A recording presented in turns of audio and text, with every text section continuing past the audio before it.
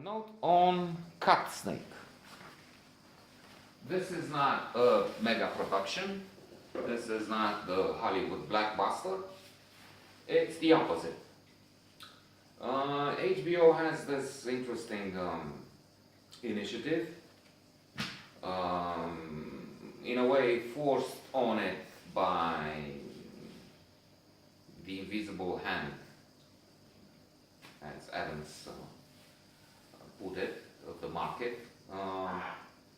So Netflix is available in so many places in the world, including here.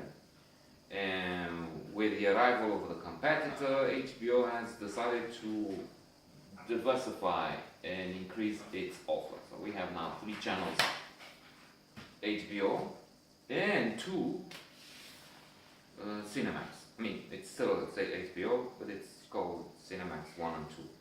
And on them, we have now the possibility to choose and see films which are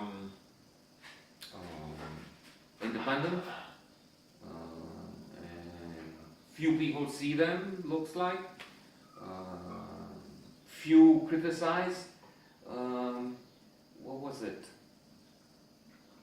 What Lies Between Us is a Swiss film I noted on recently, a few days ago, maybe a week ago, and looking to see if it's worthwhile. That's what I try and do, because there's so many films and there's only this much time, and I don't want to see stupid films. It's true, it's an easier choice because I exclude horror. I have the mega productions and the sequels, Iron Man, X-Men, and whatever. I just don't watch. But then if it's an unknown entity, I look at what critics say. And in the case of this Swiss one, there was just one critic. I added my own note, and there are 2 critics. One is just a fake, but still, there's more information there. In what regards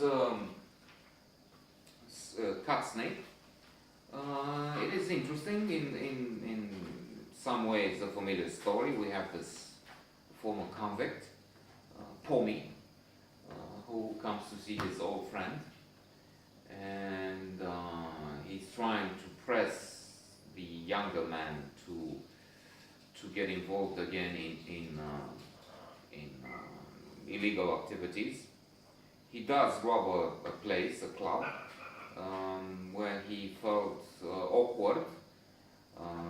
So the young man has a girl, a fiancée whom he wants to marry, and she has a friend too. So Pommy is, so to say, encouraged to get involved with the woman, but his sexual orientation is different. I'm tempted to say the least,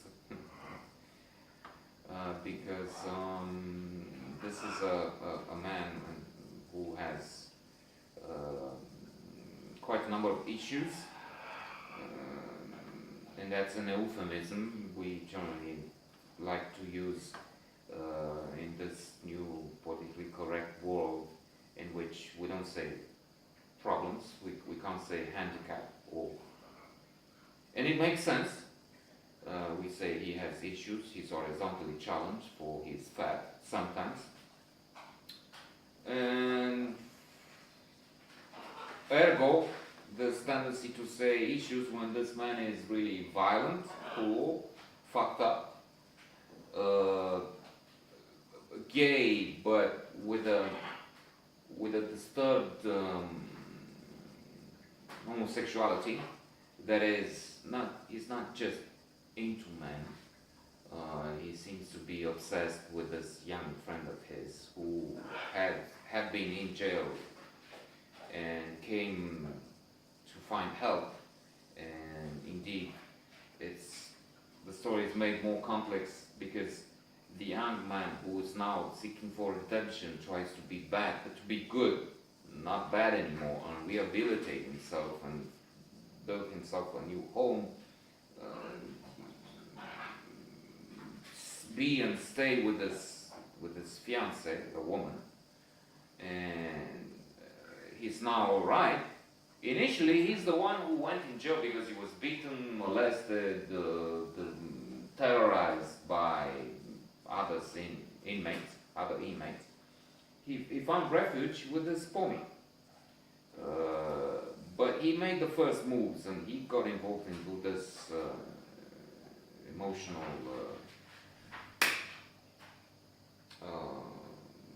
story. And perhaps he's the one who made Pomi love him. But is this love? Thomas Mann has a character who is very doubtful. He says, love in the real world? No. You hear people saying, I love you so much I don't have words to express it. But actually, love doesn't exist in the real world. It's only in fiction, only in books like Romeo and Juliet. That's real love. Because love means forever, it means sacrifice. Then who does that in real? I'm your friend. We're so good friends we can't. When the going gets tough, many abandon friend, lover.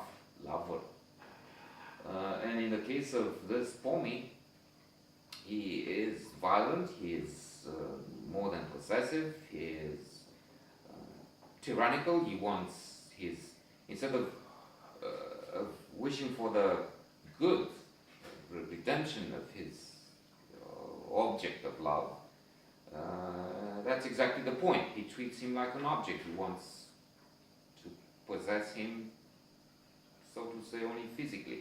He's abusive, violent with other people. He tries to do it with a woman, but he's now in the other team, so to say. So he's trying to have anal sex. She says she doesn't do it, and then he gets violent. He just kicks her, and then he beats with bestiality the guard, the man who the bodyguard, the man who comes into this room in the brothel to save the woman, so to say. And there's a lot of violence, and the film is interesting. It's not Casablanca, of course, but it probably makes the point that we need to see films other than the blockbuster, other than what's there mainstream. We need to see some of these independent productions as well.